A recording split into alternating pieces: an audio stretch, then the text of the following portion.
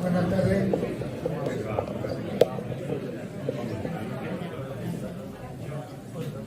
Se ve que hemos tocado un tema interesante y hemos cubierto el aforo del local. Os quiero dar las gracias a todos por asistir a esta conferencia, a todos los asistentes y en especial al casino que nos facilita muchísimo el verla. Cartagena siempre trabaja en divulgar todo lo que sea o creemos interesante para Cartagena. Y este tema del agua del inglés era un tema que parece que estaba ahí un poco, están trabajando en él, pero creemos que necesita un empujoncito. Y aquí hemos buscado a una persona que ha hecho el doctorado con aguas del inglés, que es Enrique Pérez de la Cruz, Javier, que es el doctor de la VTC, y lo va a presentar Esquila Muñoz, que es el director adjunta de Aguas de Sevilla, de la Comunidad de Aguas de Sevilla. Yo no voy a entrar en nada más porque esto es él el que sabe y el que tiene que explicarnos. Daros las gracias una vez más y empezamos con la conferencia. Muchas gracias.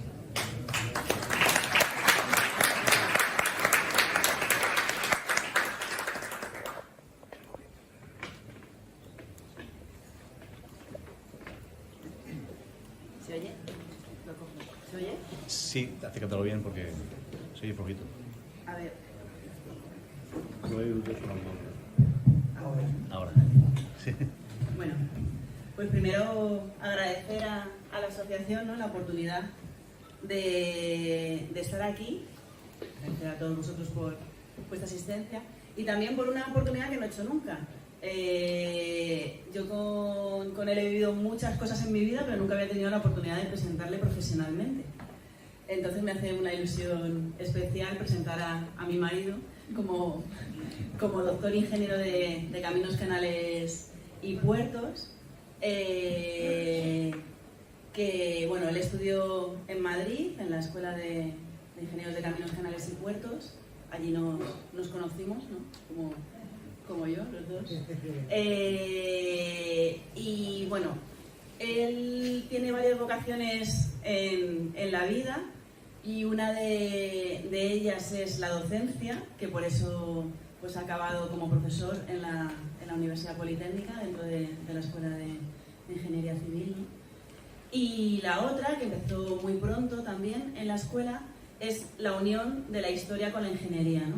Entonces, él, el último año de carrera, había una asignatura que era la más complicada de la carrera, que era Ingeniería Sanitaria y Ambiental, y patrocinaban unos premios a los mejores trabajos que hablarán del saneamiento, del abastecimiento, pues un poco del tema del desarrollo del agua urbana, ¿no? Y él ganó el premio Uralita, que lo daba aquel entonces, ese año, con un trabajo sobre el abastecimiento histórico a la ciudad de Toledo. No lo he dicho, él es de Toledo y muy orgulloso de serlo. Y nada, entonces a partir de ahí, bueno, pues después de acabar la carrera en la escuela, pues comenzó a trabajar en un organismo dependiente de lo que se llama el Ministerio de Transportes, que se dedica a la investigación en la parte, bueno, tiene muchas partes de investigación, pero él estuvo en el Centro Hidrológico, en el Centro de Estudios Hidrológicos, ¿no?, del mundo del agua. Él hizo la especialidad de hidráulica y energética, como también la hice yo. Hemos tenido la suerte los dos de trabajar al final en la parte que nos gustaba, ¿no?, más de la carrera del agua. Después, por las circunstancias de la vida, yo me vine para acá y él dejó su trabajo allí en Madrid, en el CEDES, y se vino para acá. Empezó a colaborar con la Universidad Politécnica y, bueno, empezó dando clase allí, siguió con líneas de investigaciones diversas, pero sobre todo se ha centrado en la parte histórica, ¿no? Tiene bastantes artículos publicados de otras cosas, y tiene artículos y congresos pues a lo largo de todos estos años que lleva en la universidad. Y el tema del agua inglesa comenzó hace ya tiempo, de hecho tiene varios congresos, uno internacional en Cambridge, que fue una experiencia muy chula, hacer allí un congreso y presentar, ¿no?, las aguas inglesas en Cartagena. Luego también tiene una estancia en Newcastle, en Inglaterra, donde también estuvo trabajando en un equipo con el abastecimiento a la ciudad de Pompeya. Curioso que se estudie en Inglaterra, pero así fue, ¿no? Pues tiene mucho bagaje en la unión de la historia y de la ingeniería hidráulica y nada. Y bueno, pues al final él desarrolló toda su tesis en el abastecimiento antes de que llegase el Tahivilla, ¿no? Y bueno, yo os dejo con él, que seguro que me parece muy interesante.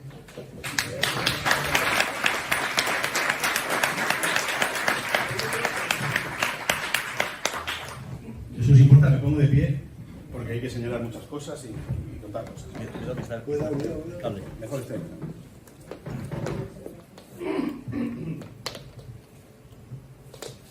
Bueno, pues primero dar las gracias a Cartagena siempre por haber invitado a hablar de un tema que para mí es tan bonito y muchas veces tan desconocido, ¿no? Es la compañía de aguas inglesa aquí en Cartagena. Gracias a la asociación por la oportunidad y por el marco, ¿no? Es un marco incomparable aquí en Cartagena.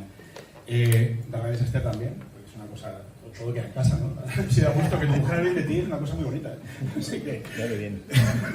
Entonces, nada, agradecerle también a ella y a todos ustedes por la oportunidad, por lo menos, de conocer y descubrir este tesoro que hay en Cartagena, que es a veces desconocido, ¿no?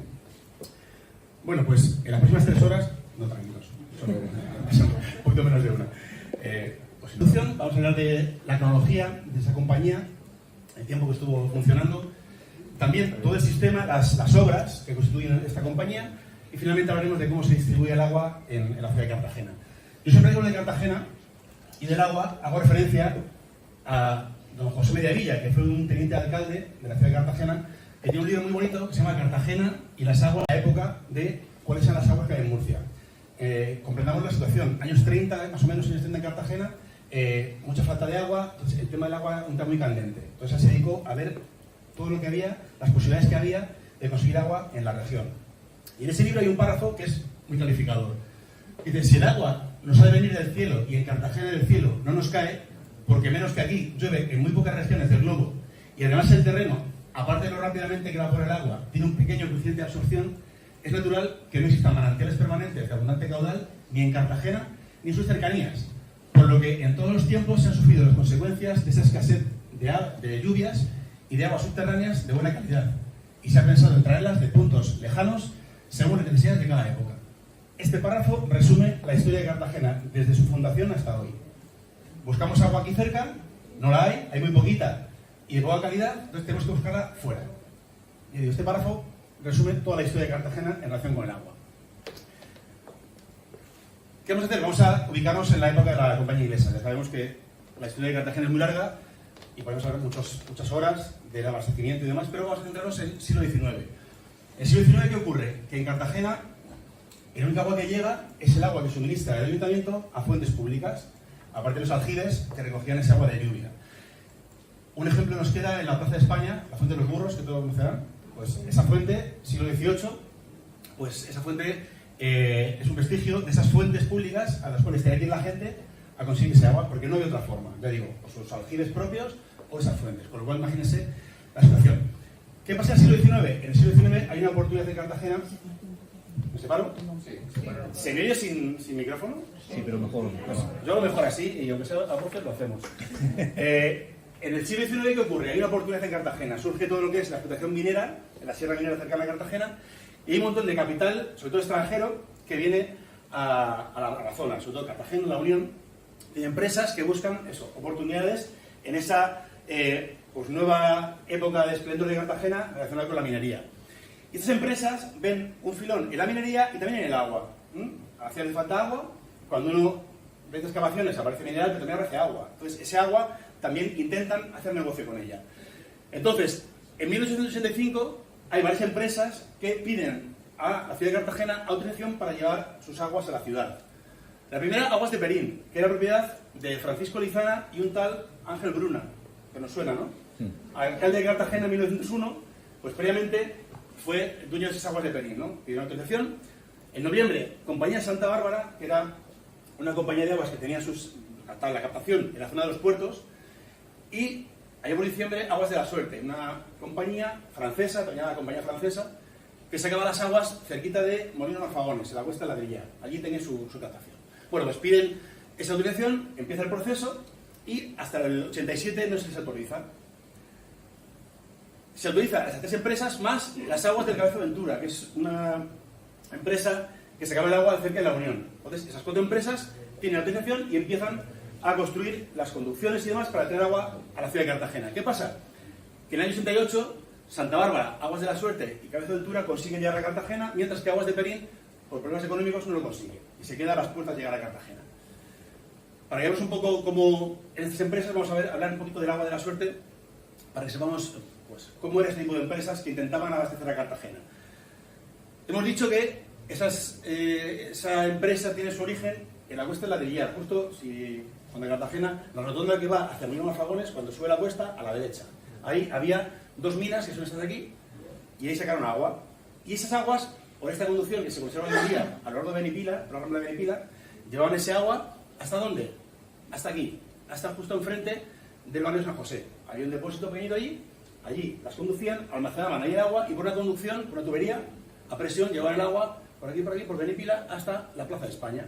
Y ahí comenzaba una red circular que recorría las principales calles de Cartagena. Fue de las primeras empresas, la gente estaba contenta porque tenía el agua en su casa, pero estas empresas tenían dos obligaciones. Primero, llevar agua a fuentes públicas, para que todo el pueblo pudiera beber, o bien suministrar agua a los abonados, que se llamaba, ¿no? Pues como ahora Netflix, igual. Yo te pago, tengo tele, pues yo pagaba, tengo agua. Así de sencillo. Entonces, esta primera empresa es importante porque luego vemos que forma parte de la compañía. Entonces, ¿qué ocurre? En relación con la compañía inglesa, esas aguas de Perín, que no llegaron a llegar a Cartagena, nunca mejor dicho, en el año 69 llega una empresa de Inglaterra, de Manchester, de Cartagena, Waterworks, y se hace con esa compañía. Compra las aguas de Perín y compra también la compañía francesa, las Aguas de la Suerte. ¿Para qué? Para tener cantidad de agua con la cual llegar a Cartagena. Como compra la compañía de Perín, tienen toda la conducción que une Perín con la zona cercana a Cartagena, y las Aguas de la Suerte tiene conducción que va de la zona de San José hasta la ciudad. Por ahí tiene todo ya. Lo que se acerca y lo que distribuye. Compran las dos y comienza a suministrar agua a la ciudad el 27 de junio. Ahí se inaugura esa nueva compañía que da agua a la ciudad. Había mucha agua en aquella época porque había poco abonado, había cierta cantidad de agua, con lo cual el ayuntamiento al año siguiente firmó un convenio para que también se encargue del riego. ¿Con qué regaban? Con las aguas de la compañía La Suerte, que eran peores, eran un poquito más malas, regaban con esas, y las aguas de Perín, que eran un poquito mejores, daban de beber con ellas. No tenían los dos servicios. En el 93, ¿qué ocurre? Que la Unión, por ejemplo, muy cercana aquí, dice, oye, habla con la compañía, ¿tienes agua? Sí, tengo agua. Pues queremos agua. Hicieron un estudio y se dieron cuenta que llevar agua por conducción hasta la Unión era complicado, pero si montaban un tren con una especie de bidón enorme, lo llenaban de agua y hacían viajes, pues les valía. Entonces, suministraron a la Unión también. Montaron un depósito de la Unión cerca de la estación y, por viajes en tren, cargaban ese vagón cisterna, como vamos a llamarlo, y suministraban a la Unión. Luego allí lo repartían y listo. Estuvimos 4 o 5 años, porque estaba bien, pero no era muy viable, ¿no? Y a viajes casi cubazos parecía, ¿no? Entonces, 3 o 4 años duró, al quinto se suprimió todo eso. En Cartagena, ¿qué pasa? Que poco a poco empieza a desarrollarse la compañía y ven que hace falta un sitio desde el cual distribuir agua a toda la ciudad. Y se construye esto que ven aquí, el depósito del Monte Sacro, que todos conocemos por lo menos de vista. Aunque no sabemos qué es, pero bueno, sabemos que hay una cosa que parece una cosa grande. ¿Qué será esto, no? Bueno, originalmente esta era una zona militar, era un trozo del baluarte de la muralla de Cartagena, lo compra la compañía y construye ese depósito. ¿Para qué? Para tener un lugar en alto por el cual poder distribuir todo el agua a la población. Pensemos que la zona de Perín está en torno a 200 metros de altura, está a unos 50, por lo cual el agua llegaba y desde allí distribuían a toda la ciudad. Idea muy buena. ¿Qué pasa? Que poco a poco empieza a tener éxito la compañía, la gente se abona, empieza a aumentar el número de abonados, pero empiezan a surgir los problemas típicos de la región de Murcia, que se llama sequía, falta de agua, y en el 97, empieza a haber una primera suspensión del servicio de riego. Luego, poco a poco, también esas restricciones pasan a los abonados, a la gente que compraba ese agua, ¿no? Y empiezan los problemas. ¿Por qué? Porque la compañía cuando tú te abonabas, te obligaba a pagar siempre un mínimo. ¿Hubiera agua o no hubiera agua? Claro, tú cuando tienes agua, dices, bueno, no pasa nada, yo lo pago, si hay agua todos los días, hasta que empezó a no haber. Entonces la gente se sublevó un poco, estás cobrando agua que no llega. La compañía decía, ha firmado. Entonces ahí empezaron las tiranteces y los problemas. ¿Qué pasó? Poco a poco, con el paso del tiempo, había más gente abonada, el ayuntamiento también tenía su cantidad de agua que pedía pues, para sus servicios y demás, entonces el servicio comenzó a fallar, ¿no? El servicio fue poco a poco disminuyendo.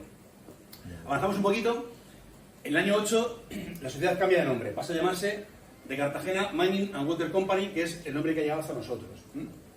Y en el año 8 lo que hacen es buscar otra compañía, se llama Los Cartageneros, que también operaba en la ciudad, más pequeñita y con agua de peor calidad, y se une con ella para intentar tener esa cantidad de agua suficiente para poder abastecer a la gente. Pero sigue sin funcionar la cosa y va cada vez a peor.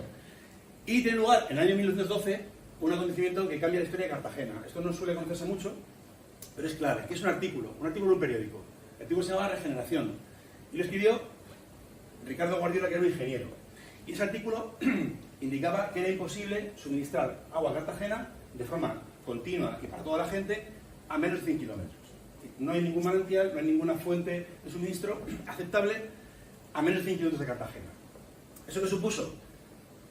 Fue la espoleta que activó todo, ¿no?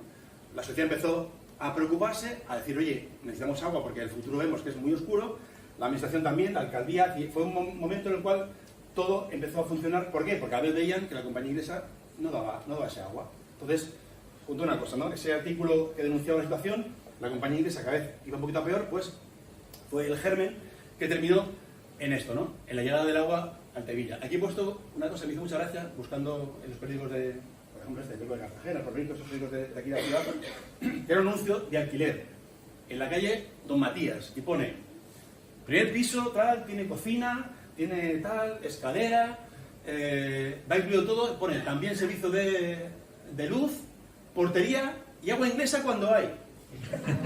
Ponía eso. Si llega, llega, y si no, pues ya sabemos, ¿no? Y los anuncios hay muchos de estos. Tenemos agua inglesa, pero no depende de nosotros. Entonces la idea era esa. Tenemos agua, pero el futuro no se ve muy claro. Con lo cual, yo digo, fue un poco el artículo este de Regeneración, fue el punto de salida para que al final acabase muchos años más tarde. Tengamos en cuenta que en medio de una guerra civil incluso, o sea, muchas dificultades. En el año 45 llegue el agua del Tevilla, que es lo que ha solucionado el problema del agua en Cartagena. Desde entonces ya no hay problemas. ¿Vale? Entonces es un poco el momento histórico de la compañía. Vamos a ver estructuras y elementos que usaba la compañía para este servicio de aguas. Lo divido en tres partes. Una parte primera inicial, que es donde cogían el agua, la captación, la zona de las cuales cogían ese agua, para luego transportarla a unos depósitos intermedios, para finalmente llegar al depósito del Monte Sacro y ya distribuir el agua por la ciudad. Esta infraestructura es muy desconocida, pero a nivel ingenieril es espectacular. Vamos a ver que tiene soluciones técnicas variadas, diferentes y adaptadas también a cada una de las fuentes de suministro que tenía. Como vemos, los tres puntos, las tres zonas, yo lo he llamado sistema de Perín, sistema de Arjona y sistema de Fuentevieja. Perín, todos conocemos Perín, el pueblo de Perín. El sistema de Arjona está ubicado en la Torre de Nicolás Pérez, localidad cercana a Perín, y el sistema de Fuentevieja cerquita de Galifa, para que nos ubiquemos todos. Si se fijan, son tres cuencas colindantes, y son zonas pegadas una a otra, ¿vale?, que la compañía usaba para suministrar este agua. Vamos a empezar con Perín, que es la zona original, ¿no?, donde empezó la compañía. Del fondo se ve más o menos, ¿no? Ahí se ve, aquí ven unas conducciones amarillas, que no se ven mucho. Esas son las conducciones subterráneas, galerías que usaban para captar agua subterránea. Después de la galería hay unas líneas rojas, que son tuberías, con las cuales sacaban el agua de esa galería hacia el exterior. Y una vez que el agua estaba en el exterior, por estos tramos azules, que son canales, llevaban ese agua ¿hasta dónde? Hasta este punto, a lo que se conoce hoy como Casa de las Aguas. Es un centro, un restaurante, un local de bodas a día de hoy. ¿Vale? Pues es el punto en el cual toda esa zona de Perín recogía las aguas y las botaba allí. Vamos a ver aquí unas fotos. Estas son las conducciones subterráneas, esas galerías. Si estaban muy cerca de la superficie, se construían con piedra, a mano, se hacía la galería, pero si era muy profunda, se excavaba, como vemos aquí. Luego las tuberías son estas aquí encontramos una tubería original de la época que pone Lugones. Lugones es un pueblo de Asturias. Dijimos, pues aquí las tuberías en Asturias. Esto fue curioso porque mandamos a analizar una de las tuberías y el químico, sin saber nada, nos hizo un informe y puso tubería de arcilla tal y puso entre paréntesis. Es curioso, pero esta arcilla está sacada de un sitio donde llueve mucho. Fue como, pues va a ser que Lugones era el sitio original, no es una cosa, pues asturianas, ¿no? Y luego los canales. Hay unos canales en los cuales, una vez que el agua salía al exterior, pues se conducía, ya digo, hasta ese punto en el cual almacenamos todo, que es la casa de las aguas. Vamos a ir viendo cómo funcionaban estas galerías subterráneas. El sistema de la compañía inglesa es un sistema tradicional en todo el mundo que se conoce como canats. Un canat es una galería horizontal, como esta, que tiene unos respiraderos, unas lumbreras, que sirven para ventilar y para, a la hora de construir, y sacando el material, ¿no? Lo que tenemos aquí es esto, un canat. Entonces, aquí tenemos el acuífero, y esa porción del terreno en el cual hay agua. La galería entra dentro del acuífero, con lo cual el agua pues, pasa a la galería y yo puedo recogerla, puedo llevarla por gravedad hasta el exterior. ¿Qué ocurre? Que aquí en la compañía inglesa lo que hacían era, esto que ven aquí es un tabique, es una pared puesta en la galería. ¿Para qué? Para almacenar el agua. Aquí hay una válvula, por lo cual cuando cierras el grifo y cortas el paso del agua, ¿el agua qué hace? Se almacena en todos los conductos detrás. ¿Vale? Se ve bien, ¿no? Y la propia estructura es la que almacena el agua. Cuando se quería aprovechar ese agua, pues se bajaba por aquí y se abría esa válvula y salía el agua. Esto, la tesis tuvo muchas épocas, mucha gente que intervino en ella, algunos están aquí presentes, luego lo mencionaré, pero hubo una persona que fue fundamental, que era Juan García, que era un señor de 95 años, cuando yo lo conocí, que había trabajado desde los 12 años en la compañía inglesa. Estuvo trabajando 2 años, de 12 a 14 años. Y él nos contaba, bueno, el señor tenía en la cabeza la compañía, cogió un folio y nos hizo todo el reparto, las galerías, pero una cosa increíble, ¿no? Y él nos contaba que él era uno de los encargados de bajar por aquí por la escalera, abrir el grifo, salía el agua y cerraba. Bajaba con su candelito, abría y subía. Un niño, lo que era aquella época de trabajo infantil, ¿no? Pues él nos contaba esto, ¿no? Era la forma de trabajar. Eso cuando había agua. Si no había agua, llegaba el verano y el acuífero bajaba de nivel, ¿qué hacían? En la galería excavaban lo que ellos llamaban un contrapozo, es decir, un pozo dentro de la galería. ¿Y ahí qué hacían? Bajaban esto, un torno, se ponían al lado, tiraban un cubo y con el torno subían el cubo y lo echaban a la galería. También lo hacía Juan García esto. Lo sabes porque lo contó él. Yo es que hacía esto, ¿no? Y él lo contó incluso que un día se rompió una de estas. Imaginen, dice, el agua me arrastró no sé cuánto, salí no sé cómo hasta que vi una luz, subí, una cosa increíble, ¿no? El pobre muchacho, un niño arrastrado por el agua ahí dentro de la galería, bueno, una historia.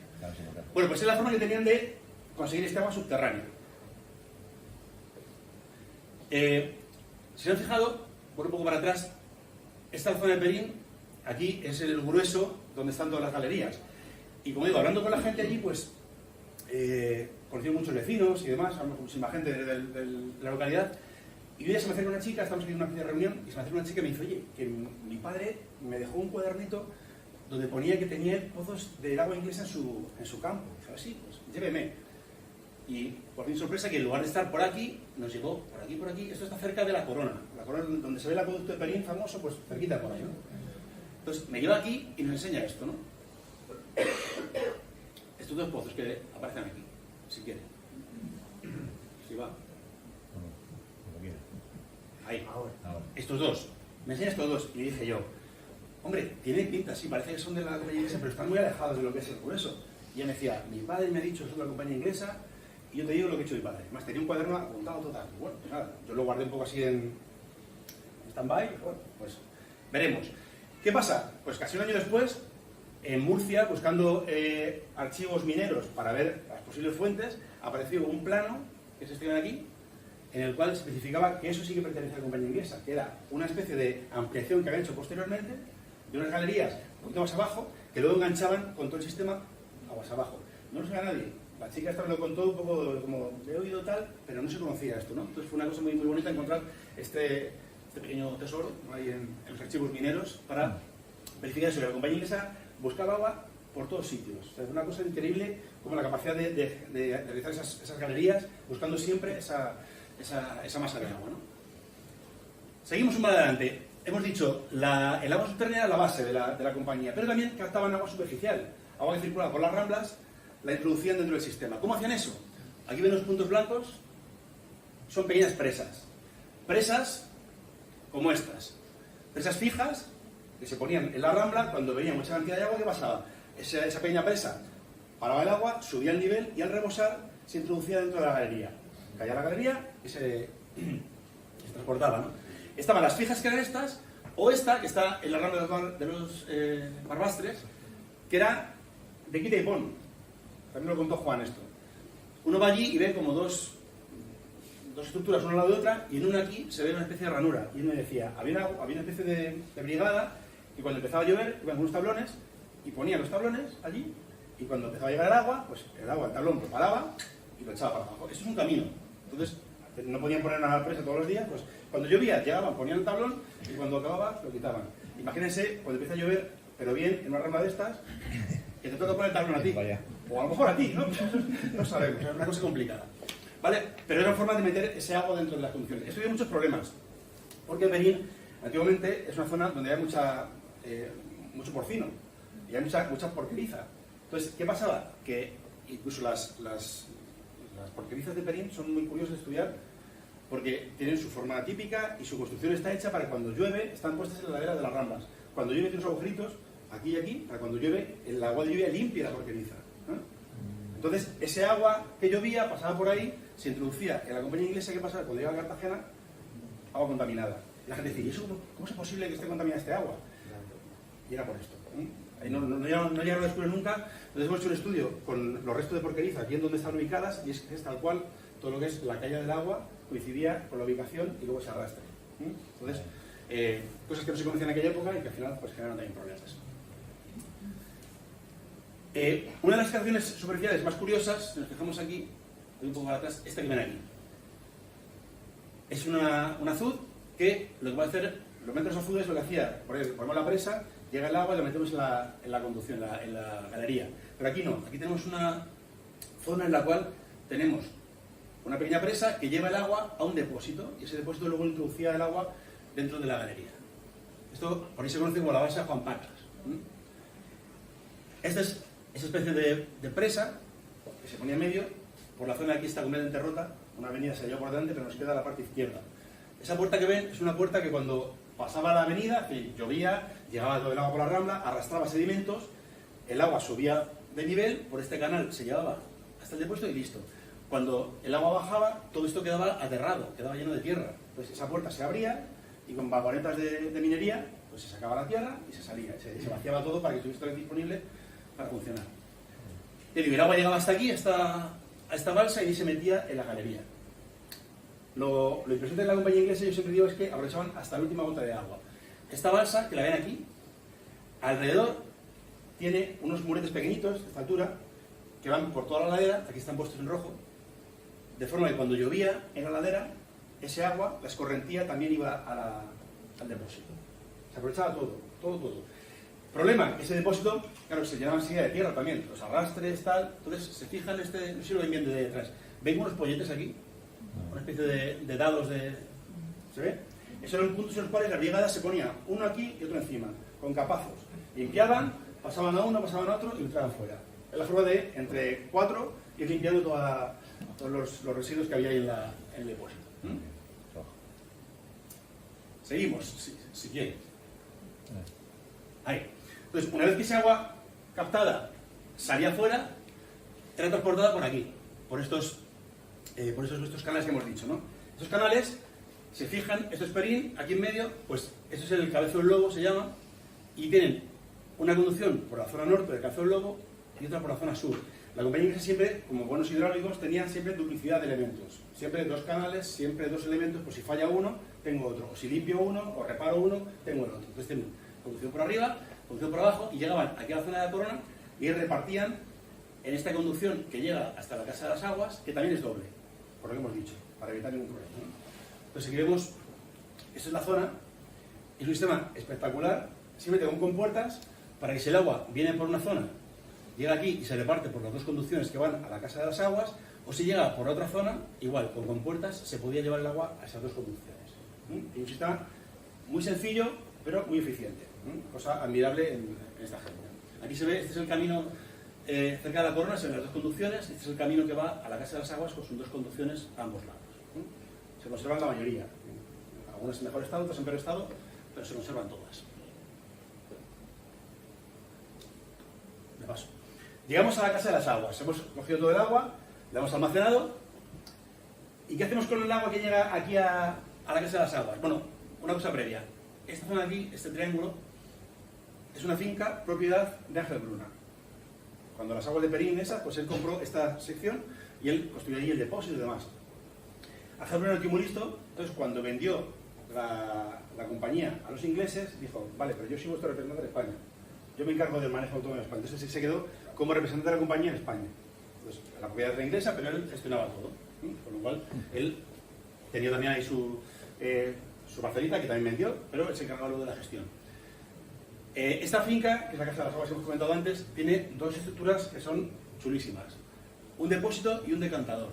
Un decantador, pues sabemos lo que es un elemento que permite, por gravedad, las partículas de sólidas que están en el agua, yo ese agua la paro, y la partícula por peso cae, como un decantador de vino, que todos conocemos, ¿no? ¿Por qué se usa este decantador? Porque la compañía inglesa, en esos ramales que hemos visto, al final de cada ramal siempre tenía un filtro.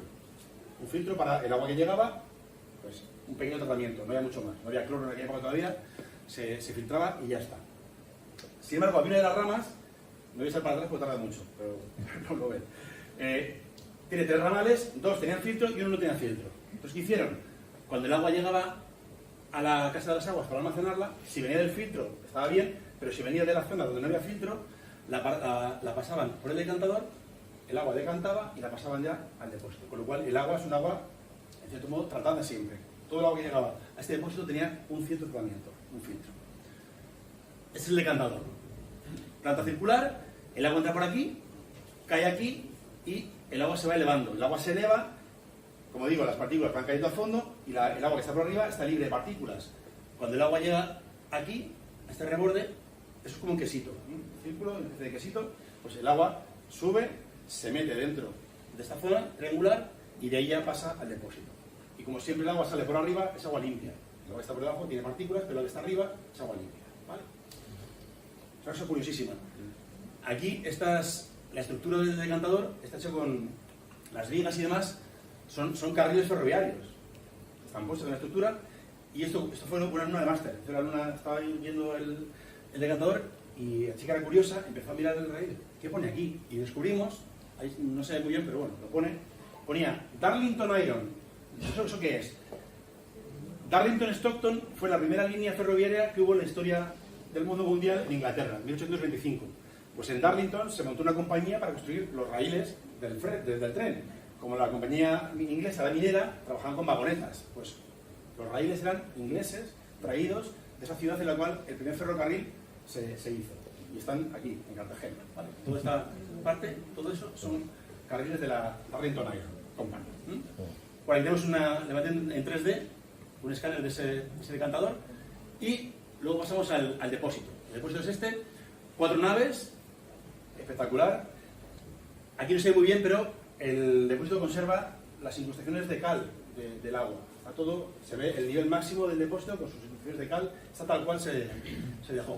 Esto que ven aquí, he dicho antes, los ingleses aprovechaban todo el agua, todo. Pues esto que ven aquí es un canal que todo el agua que se recogía en el tejado, cuando llovía, ese agua que quedaba en el tejado se recogía, venía para acá, se metía en este tubito y este tubito iba al depósito. Con lo cual, agua que veían, agua que cogían. No se lleva absolutamente nada. Vale, pues ahí se ve el depósito. Esto es la salida, que es una rampa, y la rampa tiene como unas hendiduras. Eso es para cuando limpiaban el depósito, como eran mineros, sabían cómo funcionaban las vagonetas, y eran como escalones para cuando uno va con la vagoneta puede descansar. Uno llega hasta ahí, descansa y va como encajando. Cuando uno va a Mercadona que el carro se enclava en las rampas, lo mismo. Tenían unas ruedas, tenían un pequeño dispositivo, llegaba, se enclavaba, descansaba un poquito, subía, se enclavaba y podía subir la vagoneta hasta arriba. Si no tenían que ir desde abajo a pulso hasta arriba, pues no. Descansaban en esos huequecitos y lo hacían así. Tiene cuatro naves y en la cuarta aquí se ve una especie de habitación, unos muros, en una zona separada del depósito, que estaba rodeada por un filtro en el suelo, unas piedras, el agua pasaba por ahí, pasaba por debajo y entraba, vamos a verlo aquí ahora, En esta habitación, ahí se ven los agujeros, son el filtro. Entraba en una habitación, una especie de habitación separada del depósito, en la cual tenían esto que es la toma de agua. Y ahí cogían el agua y a Cartagena. El depósito justo al lado tiene esta habitación, en la cual se conserva a día de hoy las compuertas. Esta es la válvula para abrir y cerrar. Esto de aquí era un contador, que ya no queda la parte de arriba, solo queda la de abajo. Y esto es un filtro para piedrecitas y lo que pueda coger el agua, pues se ponía. Y esto de aquí abajo es, aquí viene la toma y este es el desagüe del fondo. Ven que está abajo del todo porque yo puedo vaciar el depósito entero, ¿no? Si abro esta válvula, el depósito se queda vacío. Yo también, para limpieza y para demás. Pues todo eso lo tenemos en la Casa de las Aguas. También encontramos, esto es un catálogo de la época y encontramos una foto incluso de la fábrica donde hacían la válvula. Es un barrio de Manchester. La compañía de Manchester pues encargaron las válvulas a una empresa al ladito. Al lado de Manchester, en una pequeña ciudad, pues ahí hacían las válvulas y encontramos la válvula y la fábrica y todo, y la foto de la fábrica. Bueno, pues las vueltas queda la vida para llegar aquí todas las cosas inglesas a acabar en Cartagena.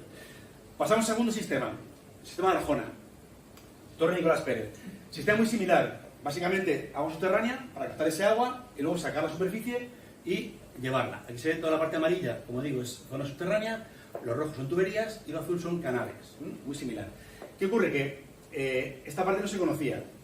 De esto tenemos un plano, gracias aquí a don Pedro Cámara, que nos suministró la compañía. Eso no lo he contado, la compañía es una compañía privada, con lo cual, claro, uno va al archivo de Cartagena y dice, oye, ¿tienes algún plano de la compañía inglesa? Nada, cero. No es una obra pública que tiene sus planos, no, aquí no había nada. Entonces ha sido muy complicado encontrar planos, tal. Entonces Pedro nos suministró justamente este plano que nos abrió los ojos sobre cómo era este sistema, este subsistema, el segundo sistema de la compañía en la zona de la Torre Nicolás Pérez. Como digo, la primera parte, igual, subterránea, esos pozos que me indican que por debajo va una galería que capta el agua, vimos el acceso a uno de ellos, aguas superficiales también, una pequeña presa en la Rambla, que cuando viene mucha cantidad de agua, deriva el agua aquí, a ese tomadero que se llama, y lo introduce también dentro de la galería. Y aquí vemos, este es un detalle del plano, en el que se ve esto, que es igual que el depósito que hemos visto antes, el depósito de Juan Pacas, es un depósito que capta el agua de toda la ladera a la cual está pegada, pues aquí se ve, es el depósito, y eso que ven ahí es ese murete que lo que hace es recoger el agua que circula por el terreno y lo introduce dentro del depósito. Aquí se decanta y una válvulita, al abrir, el agua pues se incorpora al sistema, ¿no? El sistema, que digo, que busca aprovechar todo el agua. Aquí tenían ahí un depósito muy grande. Esto está cuando uno va por la carretera hacia la Zoía, que hay muchas curvas, y la Torre, pues uno se da cuenta que está el depósito porque está muy oculto. Pero si se para un poquito justo antes de Perín, lo puede ver. Es un depósito aproximadamente de unos 5.000 metros cúbicos. Esta foto es de mayo del 2020, lleno. El sistema sigue funcionando. Y cuando llueve se llena y todo sigue funcionando igual. Si lo cuidamos un poquito, pues ya está chulo, todo corriendo. El depósito está arriba de agua, ¿vale? Pues aquí almacenamos el agua de esa zona, ¿vale? Para luego poder llevarla a Cartagena. Aquí también hay posibilidad, esto lo conocen supongo, que es un restaurante, Castillo del Pinar, que era la sede de la compañía inglesa. Es la casa en la cual pues, se gestionaba todo. La casa estaba aquí y arriba, cuando uno llega a Perín, arriba hay unos edificios y luego está abajo el castillo de Perín. Pues el de arriba era los talleres donde se montaban todos los sistemas y aquí abajo donde se gestionaba los papeles, administrativamente, donde se gestionaba la compañía. El sistema de Arjona podía llevar agua tanto a Cartagena como una parte de derivarla aquí, al castillo de Perín, ¿vale? Para abastecer pues, a los dueños. Uno va al restaurante y cuando baja al baño de abajo, va a lavarse las manos y se encuentra que los grifos ponen hot, cold, y tiene su lavabo todo en inglés. Esto es de la época, se ha conservado todo y está precioso, ¿no? Pues ahí lo tenemos. Una cosa característica de la compañía era esto. Si se fijan, los edificios tienen como piedras puestas encima de los bordes aquí, ¿no? Era la señal de identidad de la compañía. Todas las obras de la compañía, todos los lugares, las parcelas siempre tenían un cerramiento con piedras encima para indicar que era de la compañía. Era la forma de que la gente reconociera cuáles eran las estructuras de la compañía, ¿no? Entonces, como he dicho antes, todos los sistemas tienen un filtro. Aquí también, un filtro, aquí se ve. Ven el filtro, la verja que rodea, o la valla o el muro que rodea el filtro, tiene esas piedras puestas. Esto se ve muy bien cuando uno hacia la Zoía y hacia la derecha, está a la altura del desvío de Munguía, creo que es. Entonces mira hacia este lado y se ve una especie de isla con una cerca y se ve perfectamente ese diseño. Casa de batalla. Casa de batalla, ¿sí? Casa de batalla. Pues ahí uno baja y se ve perfectamente todo el perímetro con ese adorno, ¿no?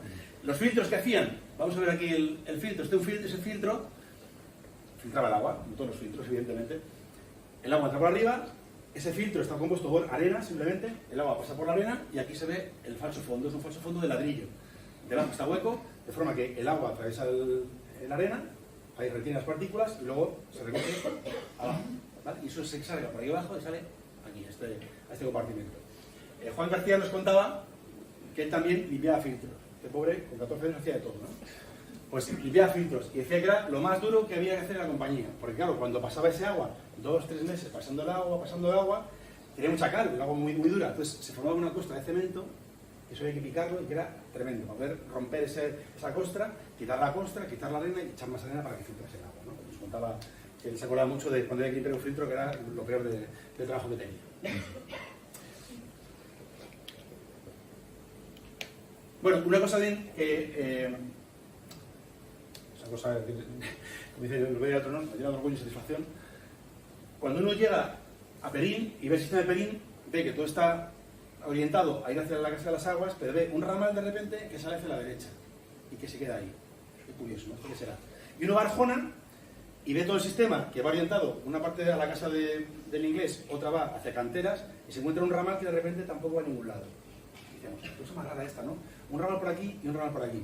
¿Qué hicimos? Hicimos un estudio topográfico para ver dónde empezaba uno, dónde acababa otro, y vimos que había una concurrencia de alturas. Había muy poquita diferencia entre una y otra, ¿no? Entonces hicimos una sección, un plano, para ver dónde cortaba eso. Y nos salió esto, nos salió que ese plano cortaba por aquí. Pues con ese plano cortado en una hoja, nos fuimos al terreno, estoy buscando, y apareció un canal, que se ve aquí, complicado de ver porque hay zonas aradas, hay mucha vegetación, pero uno puede encontrar un canal que permitía conectar un sistema con el otro. O sea, los ingleses eran tremendos. Tenemos un sistema principal, construimos otro y interconexionamos para poder gestionar agua de un sitio para otro, para acá, para allá, como queramos, ¿no? Pues eso existía y existe de ello. Última parte, ya vamos terminando. Sistema Fuente Vieja, la tercera pata del abastecimiento de la compañía inglesa. Este sistema originalmente era de los cartageneros, de una sociedad, una compañía pequeñita, como he dicho, que abastecía la ciudad, y esta zona es un poco diferente a las otras. Aquí hay una captación subterránea, ahí se ve el manantial de Fuente Vieja que se llama, es muy pequeñito, de muy poco caudal, pero lo hicieron los ingleses, ampliaron esa captación. Todo esto que se ve aquí es una rambla. Pues lo que hicieron fue llenar la rambla de azudes, de presas, para que cuando el agua llegaba, retenerla y una tubería, llevársela y almacenarla junto a este agua que captaban aquí con ese manantial que existía, ¿no? Entonces, esta tercera pata, tenemos otro plano suministrado por don Pedro, esa sería la zona de captación de agua subterránea, manantial, muy pequeñito, muy poca capacidad de desagüe, y luego tenemos aquí, esos son los azudes, ¿no? Esas pequeñas presas que en todas las ramblas se van poniendo para captar ese agua. Esto es el azud, y esto que se ve aquí es la zona en la cual cuando el agua sube se lleva a un canal y por el canal llega hasta el depósito de turno. Y aquí se ve, hay canales y tuberías también, ¿vale? Es una serie de presas que comunican unas con otras para captar todo ese agua, que no escape nada. Este sistema, aquí tenemos depósitos también de la zona, y la cosa más sorprendente de este sistema, si pasa, es una cosa que vimos, pero cuando la vimos no sabemos qué era. Cuando vimos lo que era, ya nos quedó ojipláticos total, porque es un sistema en el cual captan agua de una cuenca y la trasvasan a otra cuenca. Es decir, tenemos la rambla esta, que se llama la rambla de Cabezo Negro, en la cual están puestas todas las presitas, ahí se coge el agua, y justo al lado hay otra rambla, se llama Rambla de Jiménez. Entonces, el agua que pasa por el Cabezo Negro lo captamos, pero lo que pasa por el Cabezo de Jiménez, por la rambla de Jiménez, ¿qué hacían? Pusieron aquí una presa pequeñita para que el agua quedase retenida, la pasaron a un pozo que se ve aquí, y ese pozo, el pozo bajaba aquí, un túnel atravesaba la divisoria de las ramblas y otro vaso subía para acá, uno a uno. El agua entraba por aquí, por vasos comunicantes, llenaba todo y la llevaba a la otra zona. El agua venía por aquí y pasaba bajo tierra por aquí.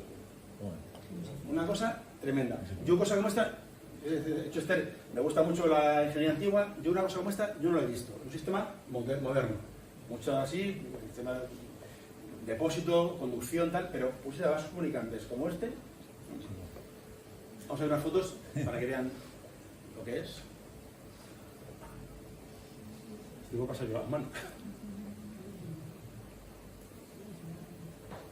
Para la emoción, para que la gente esté en tensión. Aquí se ve, esta es la presita, que está aterrada completamente, está llena de sedimento.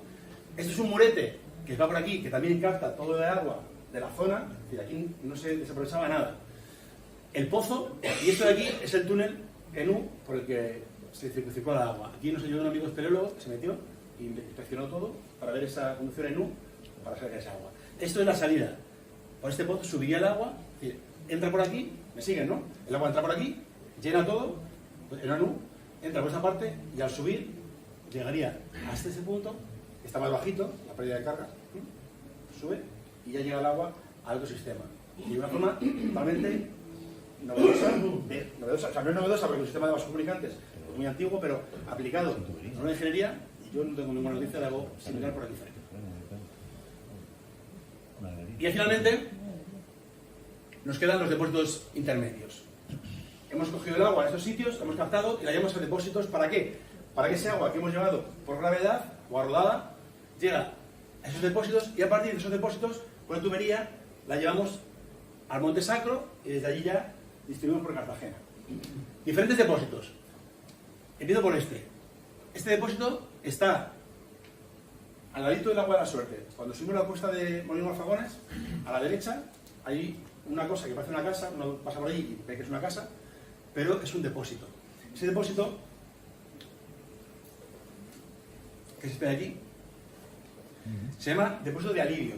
¿Y por qué se llama depósito de alivio? Porque cuando conectaron, he dicho al principio que los ingleses compraron las aguas de Perín y la Compañía de la Suerte, y las unieron para llevar el agua hasta Cartagena. ¿Qué pasaba? Hemos dicho, Perín, 200 metros de altura, Cartagena a nivel del mar. Imaginen un depósito, una tubería hasta Cartagena, con la presión que tenía esa tubería. ¿Qué pasó? Que conectaron la tubería a la red y pasó esto. Periódico de Cartagena del año 1889. El angelote de la fuente de la Roza del Risueño perdió el sábado la bóveda craneal, consecuencia del impulso con el que corrieron las aguas de la compañía inglesa cuando la nueva cañería entroncó con la antigua extendida por la ciudad. La descabezada figura arroja agua por la herida. Había una fuente, un angelote. Al conectar la tubería y la presión, la cabeza del angelote salió volando y un chorro de agua mitad de Cartagena. Claro, ¿qué había pasado? La presión era tan grande que la red no lo soportó. Rompió por donde pudo, ¿no? ¿Qué se hizo entonces? Un depósito en medio, en la zona intermedia, para romper carga, para que el agua llegue a ese depósito y de ese depósito al Monte Sacro, de forma que la presión es mucho menor. Es una solución para que la red no sufra. Entonces, por eso ese depósito de alivio que se construye aquí es el primero de los importantes. Luego, más depósitos. Toda la zona de Arjona y de Fuente Vieja, ese agua se lleva hasta Canteras. En Canteras hay 3 depósitos de los compañeros cartageneros que luego forman parte de la compañía inglesa. Uno es este, que es el depósito de la loma de Odón, que está cuando uno sale de Canteras ya a punto de bajar, pues ahí un poco escondido no se ve. Es el más grande de la compañía, 6.000 metros cúbicos. Luego está este, que se llama el depósito de la Serna, que está detrás, si conocen Canteras, hay una vera juvenil, pues está justo detrás de la vera juvenil. Y luego este, muy famoso, está detrás de la iglesia, que es muy bonito, que es un filtro, no es un depósito, es un filtro. ¿Por qué? Porque había partes de este sistema de Arjona que el agua no pasaba por el filtro que hemos visto, había parte que iba directamente hasta ahí. Por lo cual hace falta un filtro para tratar ese agua. Este filtro, esto me lo contó Pedro, había una casa de contadores allá al ladito, que no sé, por años 80 fue, no sé qué años por ahí. Cuando la tiraron, Sí. Y el ayuntamiento decía que no sabía nada. Pues tiraron ahí una obra, pues esa casa de contadores de la compañía inglesa que contaba el agua que salía de allí para llevar a Cartagena, pues una obra se desapareció. Tantas cosas que al final no valoramos y no tenemos en cuenta. Bueno, tenemos esos depósitos que son los que permitían almacenar ese agua y ya poner en presión todo el sistema. Este es el depósito de Odón, el Odén, de planta rectangular, muy grande. Este es el de la Serna, que a mí me parece un depósito precioso, que tampoco conozco ninguno parecido. Fíjense la planta que tiene, con una especie de semicírculos alrededor, configuran lo que es el depósito. Una maravilla. Y luego, por último, el filtro. esta zona y esta zona es donde se ponía la arena para que el agua filtrara por allí y se llevase hasta Cartagena. Vemos un sistema muy complicado para que al final todo el agua terminase yendo Monte Sacro y distribución. Teníamos por esto ya. ¿Cómo llegaba el agua a las casas? Pues como a día de hoy, del depósito, una red en presión, con, en este caso, hierro fundido, que hemos podido reconstruir gracias a ¿qué? A un detalle. Cuando el Tevilla se aprueba, se construye el Tevilla y en el 45 llegan las aguas del Tevilla a Cartagena, hay un problema, que es que ¿cómo hacemos llegar las aguas del Tevilla a la gente, a su casa? Y fue muy facilito. La compañía inglesa había estado operando hasta el año 45 y tenía una red de distribución. ¿Qué se hizo? El Tevilla compró la red de la compañía inglesa y aprovechó en los primeros años toda la red de la compañía inglesa para distribuir el agua. Entonces fue una forma muy buena perdón, de aprovechar ese sistema. Sí, obviamente. ¿Tienes ahí más? Y a nosotros nos ayudó mucho el inventario que hizo la compañía inglesa para venderle a la mancomunidad esa red. Hay un listado de todas las zonas en las cuales tenían tubería, tenían tal, y entre eso y los partes de obras del ayuntamiento he podido reconstruir toda la red. Oye, ¿se ha roto la cosa la compañía inglesa? Pues en tal sitio ha habido una reparación. Entonces con eso ubicamos puntos en los cuales había obras del ayuntamiento para reparar esa red. La red del inventario del Tevilla, pues juntando todo eso, hemos podido reconstruir todo el sistema. Esta sería inicialmente, os he comentado, ¿no? Cuando ese depósito de la Casa de las Aguas de Perín llega hasta aquí, este es el depósito de la Compañía de la Suerte y esta es la red de la Compañía de la Suerte, muy básica, un anillo que recorría toda la ciudad de Cartagena. Después ya cuando poco a poco fue aumentando, bueno, aquí es el depósito de Monte Sacro, que todos conocemos. Esto es un vídeo que voy a poner muy bonito, nos lo ha facilitado el ayuntamiento, la Vía Patrimonio, hicieron un escaneo 3D del depósito y se ve muy bien todo lo que se ha en Monte Sacro.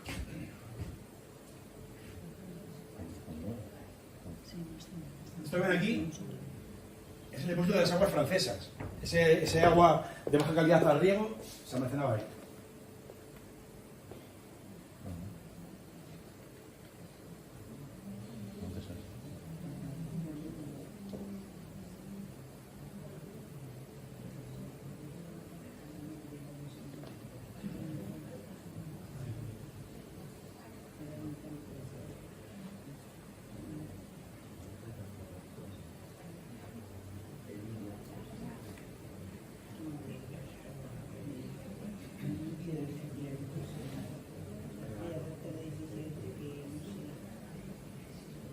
Es una pena, está muy deteriorado, pero bueno.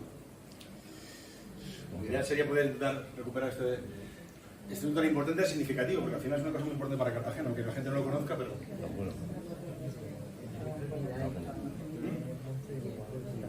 Es un ayuntamiento, ¿no? Entiendas al ayuntamiento.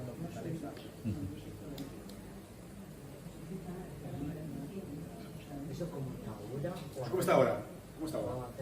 Ahora, hace 2 años. Todo lo que...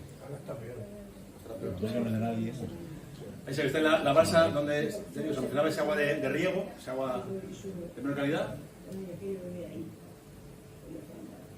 Y lo tenemos. Ahí.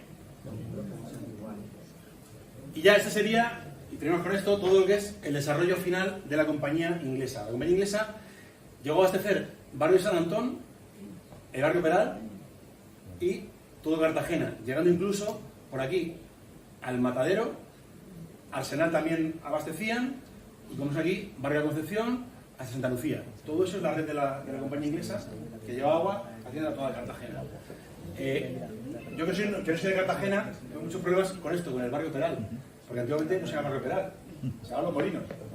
Y claro, yo veía con mi y decía, Los Molinos, y dije yo, ¿Mazagones o cuál? Y bueno, hasta que me enteré yo que Los Molinos era barrio Peral, madre mía. Entonces, pero al final ya cuando nos seguimos, y se ve como esa zona también se abastecía con otro depósito pequeñito que ve aquí, un depósito de cola, junto con el de Monte Sacro y uno en Despeñaperros, otro depósito pequeñito también ahí para compensar, ¿no? Entonces, ese es el final.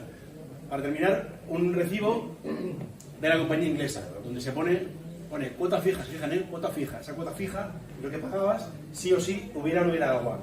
Tú tienes un contrato de una cantidad de metros cúbicos, en este caso eran 2. Pues pagabas 5,5 pues 2 metros cúbicos. Que los consumías bien, que no, pagabas igual. Claro. Entonces, esa es una de las cosas que al final a la gente pues no le gustó la compañía y generó mucho problema. Hasta llegó el Tevilla y ya la compañía pasó a mejor vida. En el año 54 se disolvió. Tuvieron que repartir lo suyo por aquí, vendieron a propietarios de aquí y en el 54 la compañía desapareció. Hasta hoy. Gracias.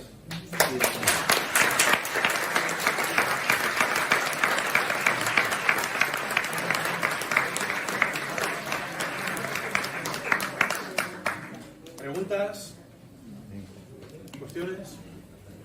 Sí, has hablado de captación, distribución, transporte y distribución, y has comentado de captación y filtrado, pero la cloración, la esterilización, ¿la había en casa? La cloración empezó a principios del siglo XX, fue cuando se empezó a utilizar la desinfección. Últimos años de la compañía sí que se empezó a clorar el agua, pero fue de una forma muy experimental, casi años 20 por ahí. Aquí tardó en llegar la cloración. Y la gente ni siquiera hervía ni nada.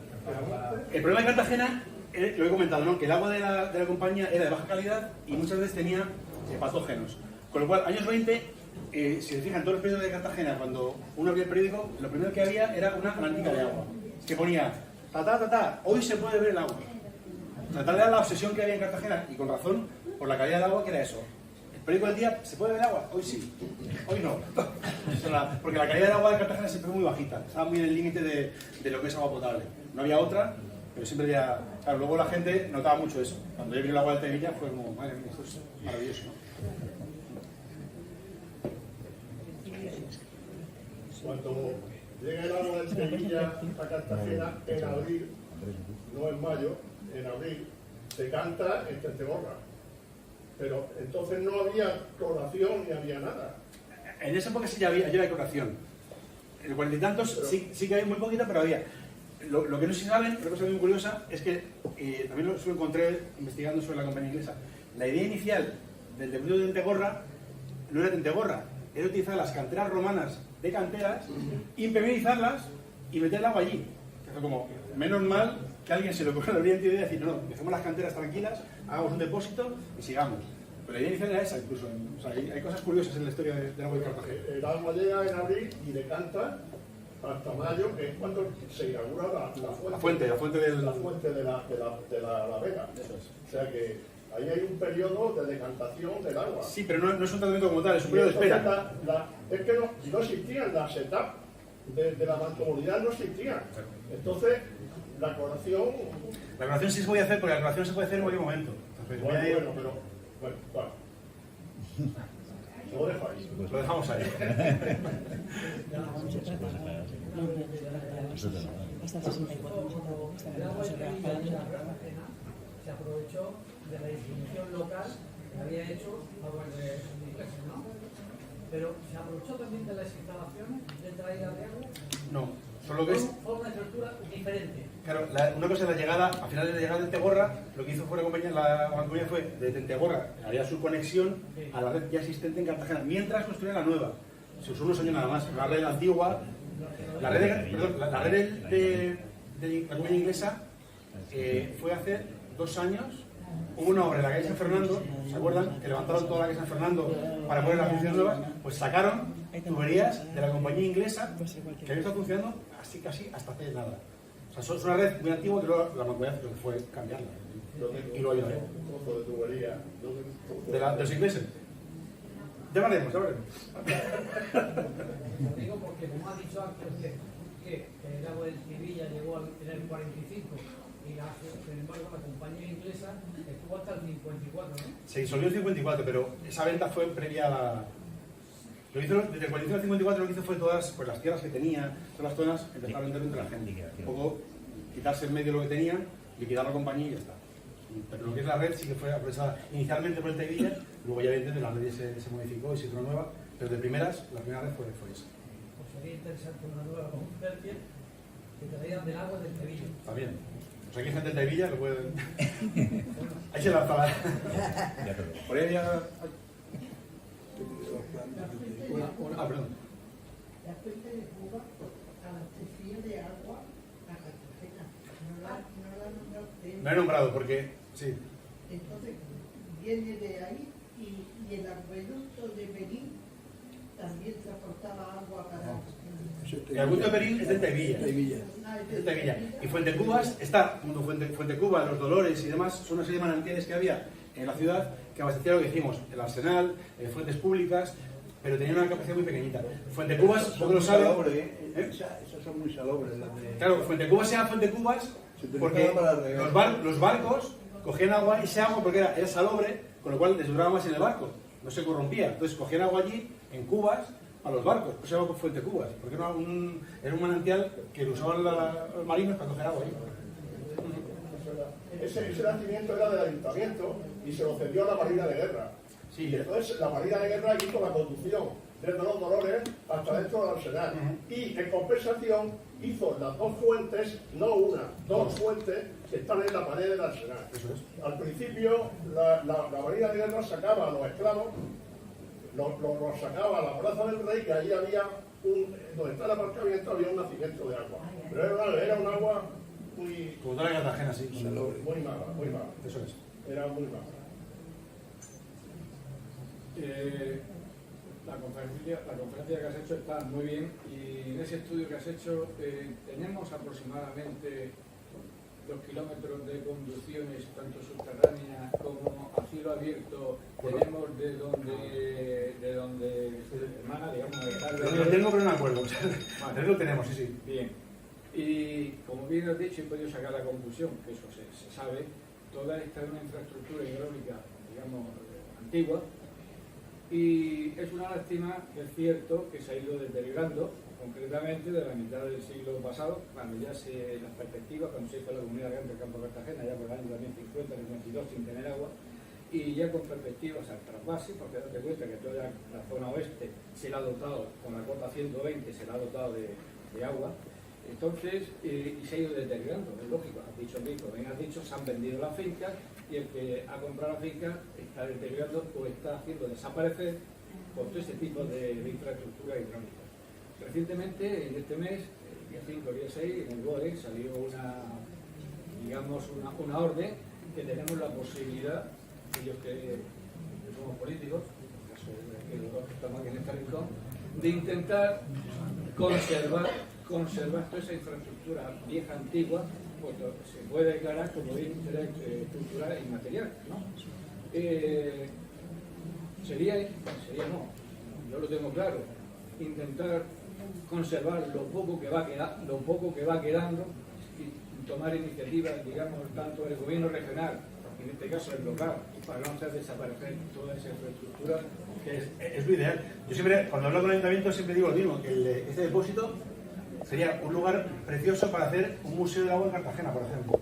Por la cantidad de historia que hay, un lugar perfecto, un mirador espectacular, montamos allí una terracita y genial. O sea, pero he formado iniciativas y gente que se preocupe por todo eso. Yo llevé a un alcalde de Cartagena al agua de Berín. Eso tiene un dueño. O él por lo menos dice que es dueño. Claro, esto todo es por de acuerdo. Dueños, administración. Desde el nacimiento hasta la casa de las aguas, que está yo un montón de veces, está en el decantador y en el aljibe y en todo lo que es la casa del agua, lo conozco bien, todo bien. Y entonces intentemos ayudarle, porque donde empieza todos los pantanos estos que había en la Rambla, que había ahí todavía hecho Azules. sí, los azules, ahí todavía quedan hechos, yo lo he visto. Sí, queda mucho. Están todos. Están todos allí. Todos. Mejor estado, pero está ahora en peor estado, pero están Era todos. una zona, es un valle allí que es precioso para repoblarlo y darle vida a aquello. Pero el dueño que lo tiene ahora no estaba de acuerdo. Porque hay un pozo que él dice que era dueño de la plaza. Hay un pozo que él dice que es dueño de todas las redes, de los pozos, de todas las cosas, ¿no? Pero hay un pozo que está dentro del patio de una escotera y él tiene unas guerras tremendas con él. Y luego la Casa del Agua no quiso que le hiciéramos nada porque él dice, si me lo declaran BIC o algo, a mí me dejan que no lo puedo utilizar. Entonces, lo primero que habría que hacer Claro, al final es es la, el propietario. la cuestión es esta, que el propietario, que sería el primero interesado en que eso se conservara, pero muchas veces dejarlo big es que te deja también un poco, ¿sabes? Es un equilibrio complicado. Es fabuloso todo lo que es. De la forma tú lo contas, yo lo conozco bien, pero todo lo que hay es fabuloso de la forma de ingeniería que llevaban los ingleses en la época de Muy los interesante. Hoy se ve fácil, ¿no? Pero en aquel momento no era tan, pienso yo, no era tan fácil de hacer. Hay que meterse en la galería comunal Y y andar por ella. Sí, en mano derecha, ya dentro, cerca del muelle de pescadores, ahí hay una especie de caseta que le llaman el Pinacho. Sí, una fuente. Creo que es una especie de puesta atmósfera de alguna conducción Una de fuente. agua. Es una fuente. ¿Forma parte de los ingleses? No. ¿Ya tienes otra para estudiar? El Pinacho y todo eso forma parte de las conducciones que traían de los manantiales de la zona Calvario, San tal, Juan, todo eso, Calvario. las fuentes que comentaba al principio eran fuentes públicas, esa es la conducción. Va por allí y se llaman aspiaderos, ¿no? Son como respiraderos que hay allí, que hay uno, el Pinacho de Santa Lucía famoso, y luego al lado de lo campano, que se ve otro también pedido, son lo mismo. Son las conducciones que llevan agua a las fuentes públicas de Cartagena. Para evitar los golpes de ariete. Eso es. Cuando se hicieron todas estas canalizaciones, la compañía inglesa había desaparecido ya las canalizaciones que hizo Carlos III, el Pinacho, o se complementaron. Son diferentes, porque es una captación de la zona oeste. La zona oeste nunca se ha metido el agua para acá, era todo de la zona este. Pero es que el agua provenía de la fuente de San Juan, que son las que pasaban por el Pinacho para que retirara.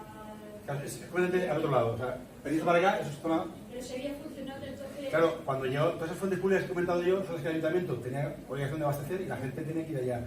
Fijamos que las fuentes públicas eran gratis, las fuentes de las compañías no. Tenían que ir allí y tú que abrías y tenías que pagar por esa fuente. O sea, la gente podía beber agua gratis. Pero otra cosa muy curiosa es cuando uno revisa un artículo que me pareció muy curioso que comentaba que los atentados policiales de principios de siglo lo que más reflejaban eran peleas entre señoras en fuentes con los cántaros. Voy a optar a ese pegado con él. Pasaba eso. Vamos a las fuentes, tenemos que hacer cola. Es lo que más pasaba. Riñas entre señoras con los cántaros.